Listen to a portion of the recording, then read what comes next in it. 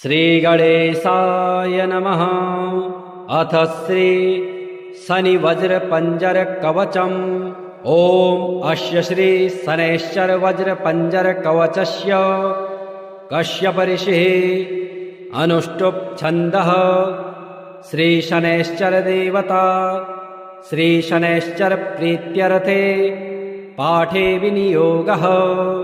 ध्यानम् नीलाम्बरो नीलवपुः किरीटी गिध्रस्थितस्त्रास करो धनुष्मान् चतुर्भुजः सूर्यसुतः प्रसन्ना सदा मम स्याद्वरदः प्रशान्तः। ब्रह्मा उवाच शृणुध्वमृषयः सर्वे शनिपीडाहरं महत् कवचं शनिराजस्य सौरेरिदमनुत्तमम्। कवचं देवतावासं वज्रपञ्जरसंज्ञकं शनैश्चरप्रीतिकरं सर्वसौभाग्यदायकम्। ॐ शनैश्चरः पातु भालं मे सूर्यनन्दनः नेत्रे छायात्मजः पातु पातु कर्णो यमानुजः। नासां वैवस्वतः पातु मुखं मे भास्करः सदा स्निग्धकण्ठश्च मे कण्ठं भुजौ पातु महाभुजः।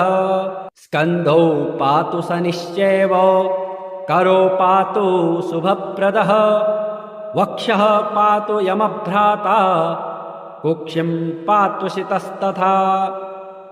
नाभिं ग्रहपतिः पातु मन्दः पातु कटिं तथा ऊरो ममान्तकः पातु यमो जानुयुगं तथा।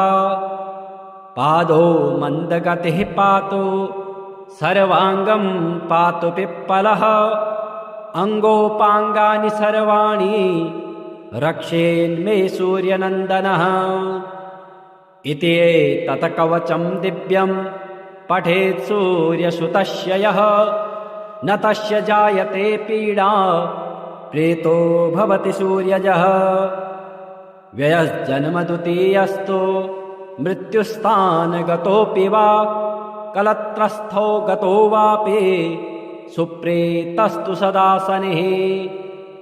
अष्टमस्थे सूर्यसुते व्यये जन्मद्वितीयगे कवचं पठते नित्यं न पीडा जायते क्वचित्।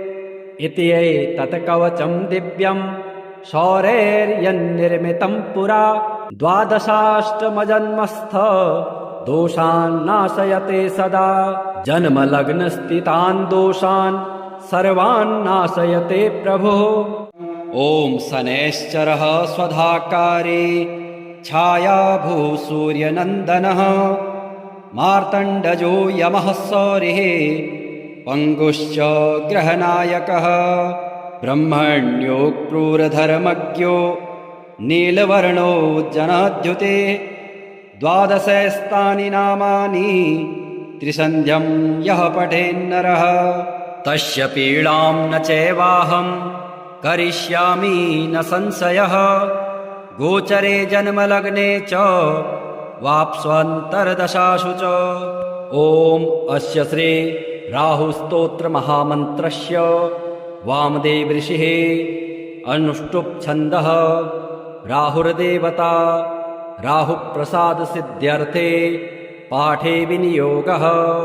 कश्यप उवाच शृण्वन्तु मुनयः सर्वे राहुप्रीतिकरं स्तवं सर्वरोगप्रशमनं विषभीतिहरं परं सर्वसम्पत्करं चैव गुह्यमेतदनुत्तमम्।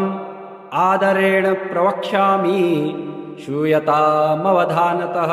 राहु सूर्यरिपुश्चैव विषज्वाले भयाननः सुधांशुवैरिः श्यामात्मा विष्णुचक्राहितो बले। भुजगेशस्तीक्ष्णदष्टः क्रूरकर्मा ग्रहाधिपः द्वादशैस्तानि नामानि नित्यं यो नियतः पठेत्।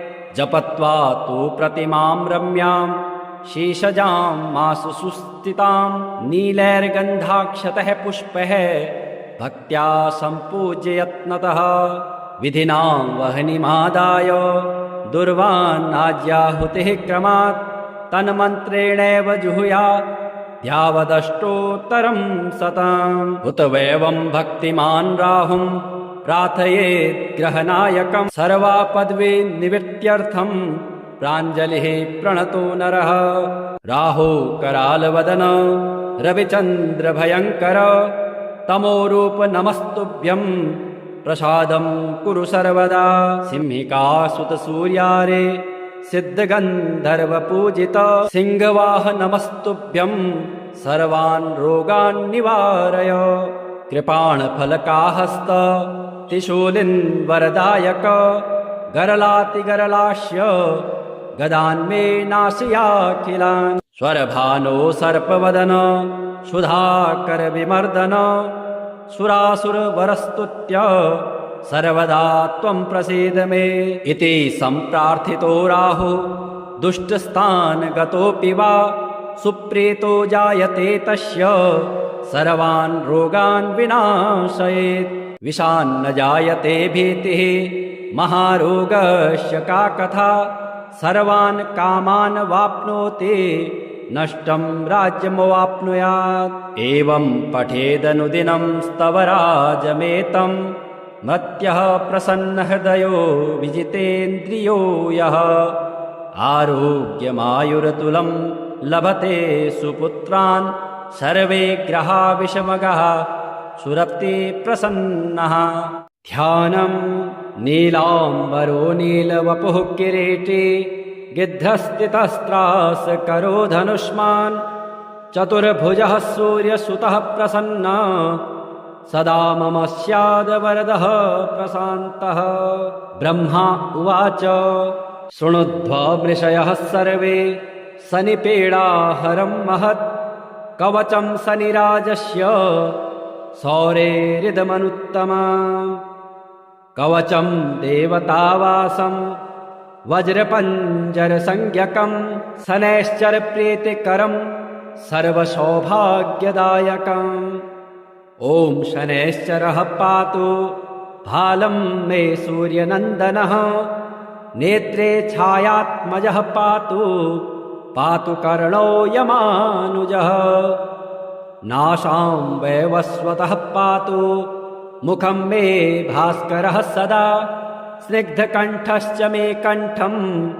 भुजौ पातु महाभुजः स्कन्धौ पातु शनिश्चैव करो पातु शुभप्रदः वक्षः पातु यमभ्राता कुक्षिं पातु शितस्तथा नाभिं ग्रहपतिः पातु मन्दः पातु कटिं तथा ऊरो ममान्तकः पातु यमो जानुयुगं तथा पादो मन्दगतिः पातु सर्वाङ्गं पातु पिप्पलः अङ्गोपाङ्गानि सर्वाणि रक्षेन्मे सूर्यनन्दनः इति एतत् कवचं दिव्यं पठेत् सूर्यसुतस्य यः न तस्य जायते पीडा प्रीतो भवति सूर्यजः व्ययस्जन्मद्वितीयस्तु मृत्युस्थानगतोऽपि वा कलत्रस्थो गतो वापि सुप्रीतस्तु सदा शनिः अष्टमस्थे सूर्यसुते व्यये जन्मद्वितीयगे कवचं पठते नित्यं न पीडा जायते क्वचित् इति एतत् कवचं दिव्यं सौरैर्यन्निर्मितं पुरा द्वादशाष्टमजन्मस्थ दोषान् नाशयते सदा जन्मलग्नस्थितान् दोषान् सर्वान् नाशयते प्रभुः ॐ शनैश्चरः स्वधाकारी छायाभूसूर्यनन्दनः मार्तण्डजो यमः सौरिः पङ्गुश्च ग्रहनायकः ब्रह्मण्यो क्रूरधर्मज्ञो नीलवर्णो जनाद्युते द्वादशस्तानि नामानि त्रिसन्ध्यं यः पठेन्नरः तस्य पीडां न चैवाहं करिष्यामि न संशयः गोचरे जन्मलग्ने च वाप्स्वन्तर्दशासु च। ॐ अस्य श्री राहुस्तोत्रमहामन्त्रस्य वामदेव ऋषिः अनुष्टुप् छन्दः राहुर्देवता राहुप्रसादसिद्ध्यर्थे पाठे विनियोगः। कश्यप उवाच शृण्वन्तु मुनयः सर्वे राहुप्रीतिकरं स्तवं सर्वरोगप्रशमनं विषभीतिहरं परं सर्वसम्पत्करं चैव गुह्यमेतदनुत्तमम् आदरेण प्रवक्ष्यामि श्रूयतामवधानतः। राहु सूर्यरिपुश्चैव विषज्वाले भयाननः सुधांशुवैरिः श्यामात्मा विष्णुचक्राहितो बले भुजगेशस्तीक्ष्णदष्टः क्रूरकर्मा ग्रहाधिपः द्वादशैस्तानि नामानि नित्यं यो नियतः पठेत्। जपत्वा तु प्रतिमां रम्यां शीशजां मासु सुस्थितां नीलैर्गन्धाक्षतः पुष्पैः भक्त्या सम्पूज्य यत्नतः विधिना वह्निमादाय दुर्वान्नाज्याहुतिः क्रमात् तन्मन्त्रेणैव जुहुयात् यावदष्टोत्तरं शतम्। उत वैवं भक्तिमान् राहुं प्रार्थयेत् ग्रहनायकं सर्वापद्वे निवृत्त्यर्थं प्राञ्जलिः प्रणतो नरः। राहु करालवदन रविचन्द्र भयङ्कर तमोरूप नमस्तुभ्यं प्रसादं कुरु सर्वदा।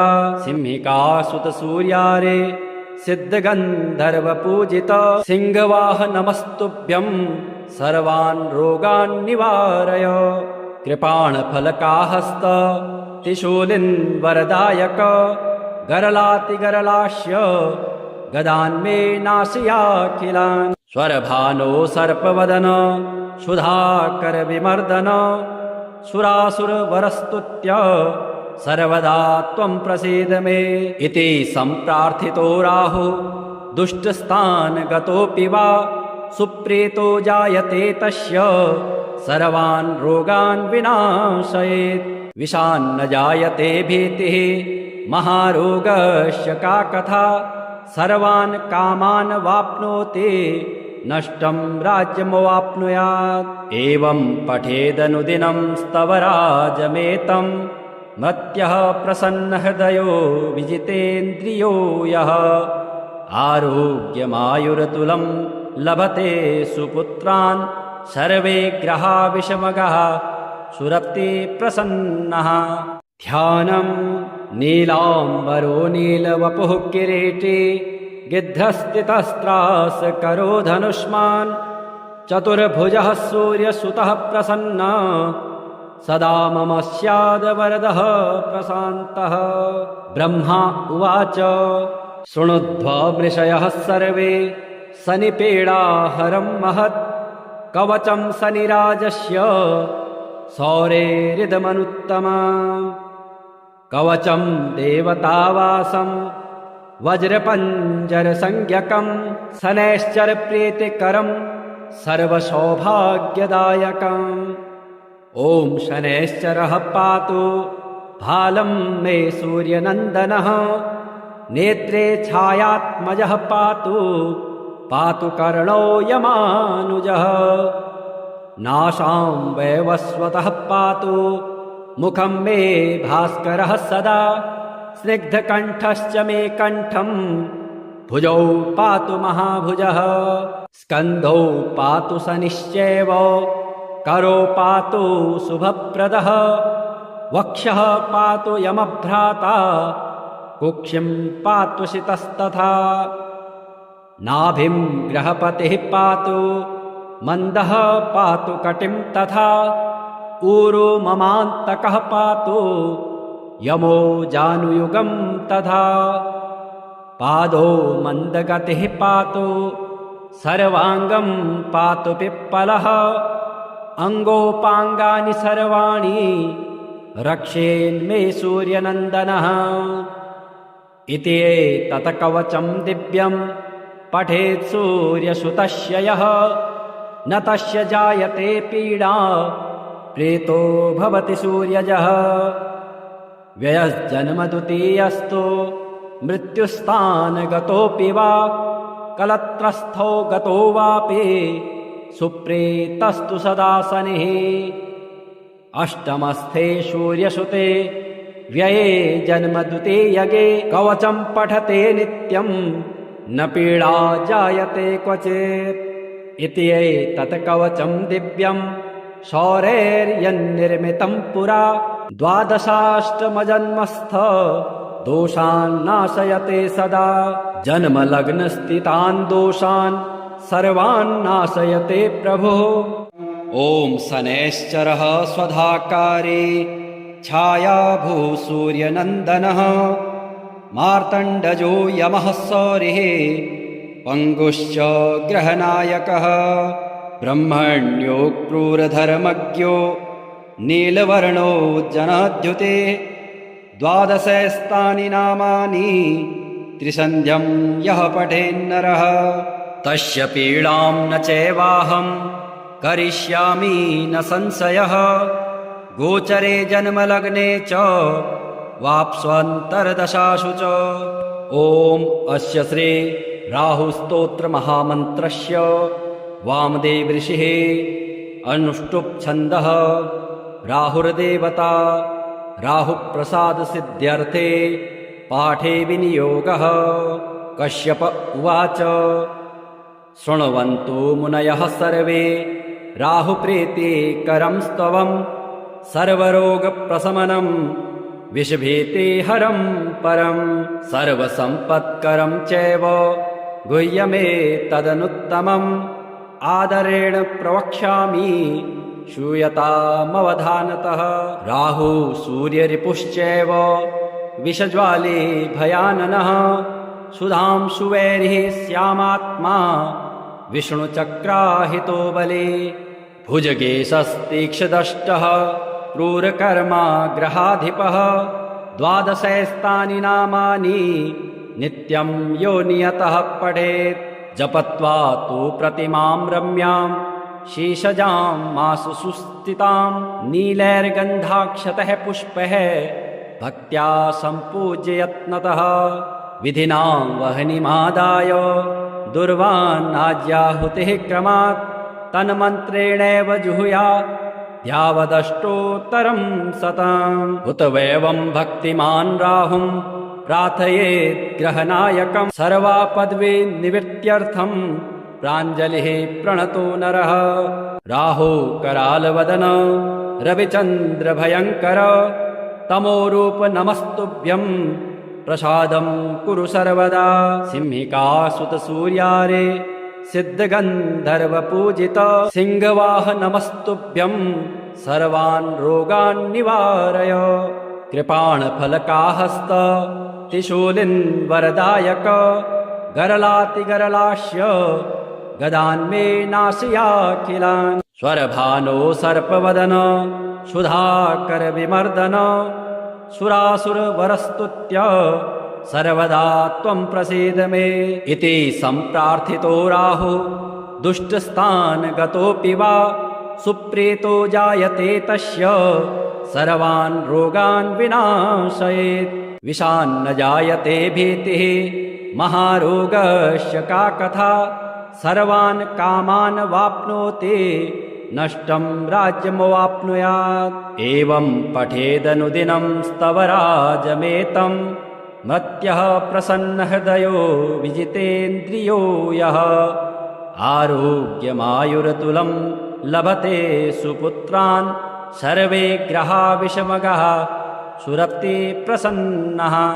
ध्यानं नीलाम्बरो नीलवपुः किरीटी गिद्धस्थितस्त्रास करो धनुष्मान् चतुर्भुजः सूर्यसुतः प्रसन्न सदा मम स्यादवरदः प्रशान्तः।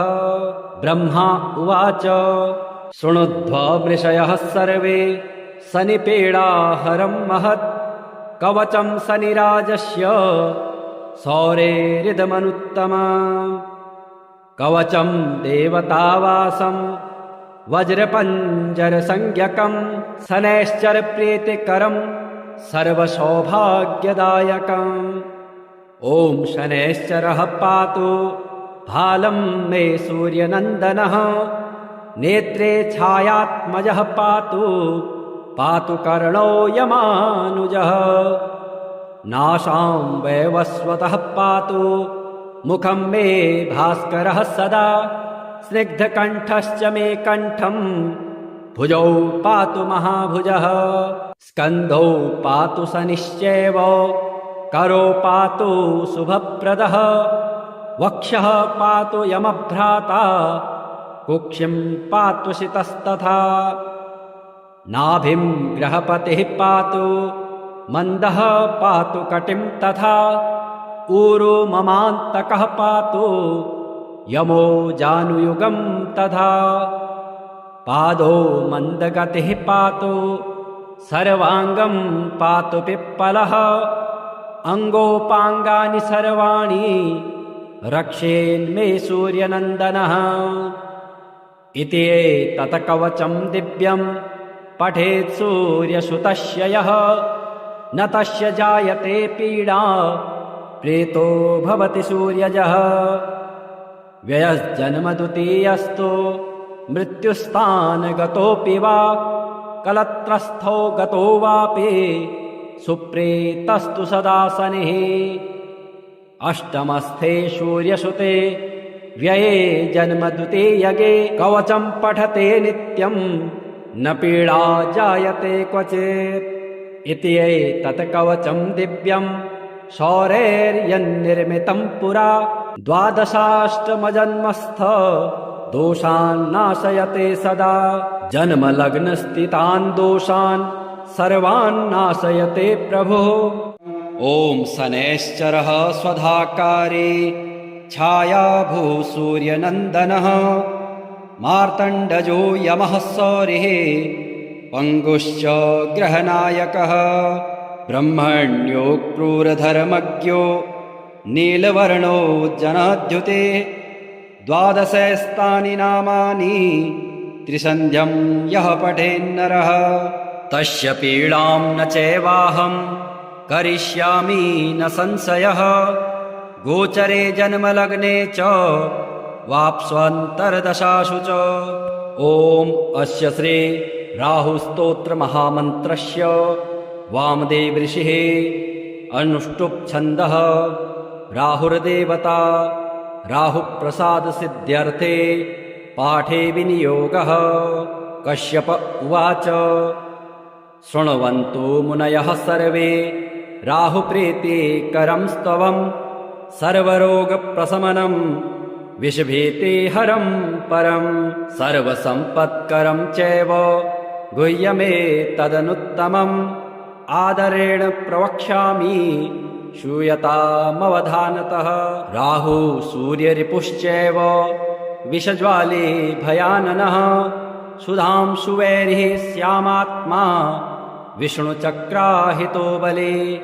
भुजगेशस्तीक्ष्णदष्टः क्रूरकर्मा ग्रहाधिपः। द्वादशैस्तानि नामानि नित्यं यो नियतः पठेत्। जपत्वा तु प्रतिमां रम्यां शीशजां मासु सुस्थितां। नीलैर्गन्धाक्षतः पुष्पैः भक्त्या सम्पूज्य यत्नतः। विधिना वह्निमादाय दुर्वान्नाज्याहुतिः क्रमात्। तन्मन्त्रेणैव जुहुयात् यावदष्टोत्तरं शतम्। उत वैवं भक्तिमान् राहुं प्रार्थयेत् ग्रहनायकम्। सर्वापद्वी निवृत्त्यर्थं प्राञ्जलिः प्रणतो नरः। राहु करालवदन रविचन्द्रभयङ्कर। तमोरूप नमस्तुभ्यं प्रसादं कुरु सर्वदा। सिंहिकासुतसूर्यारे सिद्धगन्धर्वपूजित। सिंहवाह नमस्तुभ्यं सर्वान् रोगान् निवारय। कृपाणफलकाहस्त त्रिशूलिन् वरदायक। गरलातिगरलास्य गदान्मे नाशयाखिलान्। स्वरभानो सर्पवदन सुधाकर विमर्दन। सुरासुरवरस्तुत्य सर्वदा त्वं प्रसीद मे। इति सम्प्रार्थितो राहु दुष्टस्थान गतोऽपि वा सुप्रीतो जायते तस्य सर्वान् रोगान् विनाशयेत्। विषान्न जायते भीतिः महारोगस्य का कथा सर्वान् कामान् वाप्नोति नष्टं राज्यमवाप्नुयात्। एवं पठेदनुदिनं स्तवराजमेतं मत्यः प्रसन्नहृदयो विजितेन्द्रियो यः आरोग्यमायुरतुलं लभते सुपुत्रान् सर्वे ग्रहा विषमगः सुरप्ति प्रसन्नः। ध्यानं नीलाम्बरो नीलवपुः किरीटी गिद्धस्थितस्त्रास करो धनुष्मान् चतुर्भुजः सूर्यसुतः प्रसन्नः सदा मम स्यादवरदः प्रशान्तः। ब्रह्मा उवाच शृणुध्वमृषयः सर्वे शनिपीडाहरं महत् कवचं शनिराजस्य सौरेरिदमनुत्तमम्। कवचं देवतावासं वज्रपञ्जरसंज्ञकं शनैश्चरप्रीतिकरं सर्वसौभाग्यदायकम्। ॐ शनैश्चरः पातु भालं मे सूर्यनन्दनः नेत्रे छायात्मजः पातु पातु कर्णो यमानुजः। नासां वैवस्वतः पातु मुखं मे भास्करः सदा स्निग्धकण्ठश्च मे कण्ठं भुजौ पातु महाभुजः। स्कन्धौ पातु शनिश्चैव करो पातु शुभप्रदः वक्षः पातु यमभ्राता कुक्षिं पातु शितस्तथा। नाभिं ग्रहपतिः पातु मन्दः पातु कटिं तथा ऊरो ममान्तकः पातु यमो जानुयुगं तथा। पादो मन्दगतिः पातु सर्वाङ्गं पातु पिप्पलः अङ्गोपाङ्गानि सर्वाणि रक्षेन्मे सूर्यनन्दनः। इति एतत् कवचं दिव्यं पठेत् सूर्यसुतस्य यः न तस्य जायते पीडा प्रीतो भवति सूर्यजः। व्ययस्जन्मद्वितीयस्तु मृत्युस्थानगतोऽपि वा कलत्रस्थो गतो वापि सुप्रीतस्तु सदा शनिः। अष्टमस्थे सूर्यसुते व्यये जन्मद्वितीयगे कवचं पठते नित्यं न पीडा जायते क्वचित्। इति एतत् कवचं दिव्यं सौरैर्यन्निर्मितं पुरा द्वादशाष्टमजन्मस्थ दोषान् नाशयते सदा। जन्मलग्नस्थितान् दोषान् सर्वान् नाशयते प्रभुः।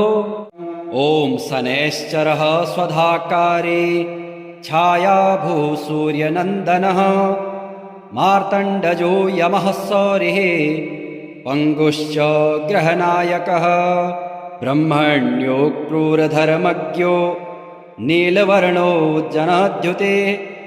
द्वादशस्तानि नामानि त्रिसन्ध्यं यः पठेन्नरः तस्य पीडां न चैवाहं करिष्यामि न संशयः। गोचरे जन्मलग्ने च वाप्स्वन्तर्दशासु च। ॐ अस्य श्री राहुस्तोत्रमहामन्त्रस्य वामदेव ऋषिः अनुष्टुप् छन्दः राहुर्देवता राहुप्रसादसिद्ध्यर्थे पाठे विनियोगः। कश्यप उवाच शृण्वन्तु मुनयः सर्वे राहुप्रीतिकरं स्तवं सर्वरोगप्रशमनं विषभीतिहरं परं सर्वसम्पत्करं चैव गुह्यमेतदनुत्तमम् आदरेण प्रवक्ष्यामि श्रूयतामवधानतः। राहु सूर्यरिपुश्चैव विषज्वाले भयाननः सुधांशुवैरिः श्यामात्मा विष्णुचक्राहितो बले। भुजगेशस्तीक्ष्णदष्टः क्रूरकर्मा ग्रहाधिपः द्वादशैस्तानि नामानि नित्यं यो नियतः पठेत् जपत्वा तु प्रतिमां रम्यां शीशजां मासु सुस्थितां नीलैर्गन्धाक्षतः पुष्पैः भक्त्या सम्पूज्य यत्नतः विधिना वह्निमादाय दुर्वान्नाज्याहुतिः क्रमात् तन्मन्त्रेणैव जुहुयात् यावदष्टोत्तरं शतम् उत वैवं भक्तिमान् राहुं प्रार्थयेत् ग्रहनायकं सर्वापद्वी निवृत्त्यर्थं प्राञ्जलिः प्रणतो नरः राहु करालवदन रविचन्द्र भयङ्कर तमोरूप नमस्तुभ्यं प्रसादं कुरु सर्वदा सिंहिकासुत सूर्यारे सिद्धगन्धर्व पूजित सिंहवाह नमस्तुभ्यं सर्वान् रोगान् निवारय कृपाणफलकाहस्त त्रिशूलिन् वरदायक गरलातिगरलाश्य गदान्मे नाशयाखिलान् स्वरभानो सर्पवदन सुधाकर विमर्दन सुरासुरवरस्तुत्य सर्वदा त्वं प्रसीद मे इति सम्प्रार्थितो राहु दुष्टस्थान् गतोऽपि वा सुप्रीतो जायते तस्य सर्वान् रोगान् विनाशयेत् विषान्न जायते भीतिः महारोगस्य का कथा सर्वान् कामान् वाप्नोति नष्टं राज्यमवाप्नुयात् एवं पठेदनुदिनं स्तवराजमेतं मत्यः प्रसन्नहृदयो विजितेन्द्रियो यः आरोग्यमायुरतुलं लभते सुपुत्रान् सर्वे ग्रहा विषमगः सुरप्ति प्रसन्नः ध्यानं नीलाम्बरो नीलवपुः किरीटी गिद्धस्थितस्त्रास करो धनुष्मान् चतुर्भुजः सूर्यसुतः प्रसन्न सदा मम स्याद वरदः प्रशान्तः ब्रह्मा उवाच शृणुध्वा मृषयः सर्वे शनिपीडाहरं महत् कवचं शनिराजस्य सौरेरिदमनुत्तमम् कवचं देवतावासं वज्रपञ्जरसंज्ञकं शनैश्चरप्रीतिकरं सर्वसौभाग्यदायकम् ॐ शनैश्चरः पातु भालं मे सूर्यनन्दनः नेत्रे छायात्मजः पातु पातु कर्णो यमानुजः नासां वैवस्वतः पातु मुखं मे भास्करः सदा स्निग्धकण्ठश्च मे कण्ठं भुजौ पातु महाभुजः स्कन्धौ पातु शनिश्चैव करो पातु शुभप्रदः वक्षः पातु यमभ्राता कुक्षिं पातु शितस्तथा नाभिं ग्रहपतिः पातु मन्दः पातु कटिं तथा ऊरो ममान्तकः पातु यमो जानुयुगं तथा पादो मन्दगतिः पातु सर्वाङ्गं पातु पिप्पलः अङ्गोपाङ्गानि सर्वाणि रक्षेन्मे सूर्यनन्दनः इति एतत् कवचं दिव्यं पठेत् सूर्यसुतस्य यः न तस्य जायते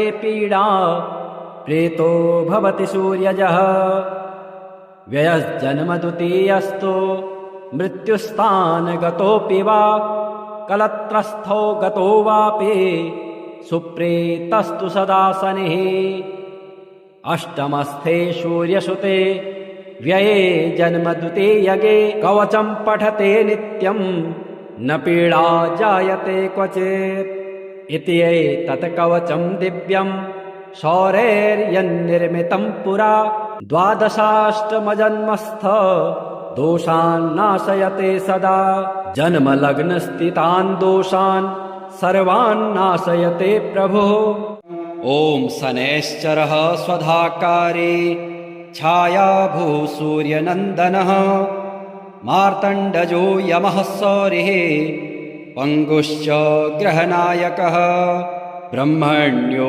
क्रूरधर्मज्ञो नीलवर्णो जनाद्युते द्वादशैस्तानि नामानि त्रिसन्ध्यं यः पठेन्नरः तस्य पीडां न चैवाहं करिष्यामि न संशयः गोचरे जन्मलग्ने च वाप्स्वन्तर्दशासु च ॐ अस्य श्री राहुस्तोत्रमहामन्त्रस्य वामदेव ऋषिः अनुष्टुप् छन्दः राहुर्देवता राहुप्रसादसिद्ध्यर्थे पाठे विनियोगः कश्यप उवाच शृण्वन्तु मुनयः सर्वे राहुप्रीतिकरं स्तवं सर्वरोगप्रशमनं विषभीतिहरं परं सर्वसम्पत्करं चैव गुह्यमेतदनुत्तमम् आदरेण प्रवक्ष्यामि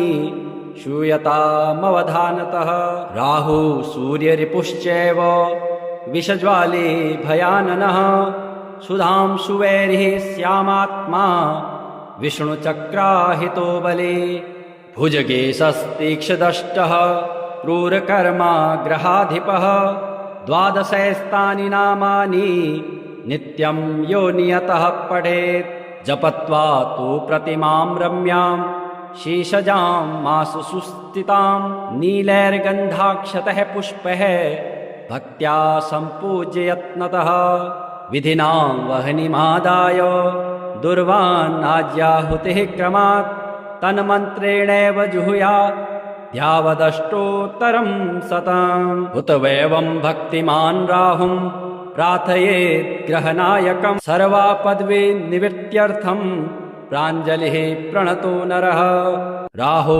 करालवदन रविचन्द्रभयङ्कर तमोरूप नमस्तुभ्यं प्रसादं कुरु सर्वदा सिंहिकासुत सूर्यारे सिद्धगन्धर्वपूजित सिंहवाह नमस्तुभ्यं सर्वान् रोगान् निवारय कृपाणफलकाहस्त त्रिशूलिन् वरदायक गरलातिगरलास्य गदान्मे नाशयाखिलान् स्वरभानो सर्पवदन सुधाकर विमर्दन सुरासुरवरस्तुत्य सर्वदा त्वं प्रसीद मे इति सम्प्रार्थितो राहु दुष्टस्थानगतोऽपि वा सुप्रीतो जायते तस्य सर्वान् रोगान् विनाशयेत् विषान्न जायते भीतिः महारोगस्य का कथा सर्वान् कामान् वाप्नोति नष्टं राज्यमवाप्नुयात् एवं पठेदनुदिनं स्तवराजमेतं मत्यः प्रसन्नहृदयो विजितेन्द्रियो यः आरोग्यमायुरतुलं लभते सुपुत्रान् सर्वे ग्रहा विषमगः सुरप्ति प्रसन्नः।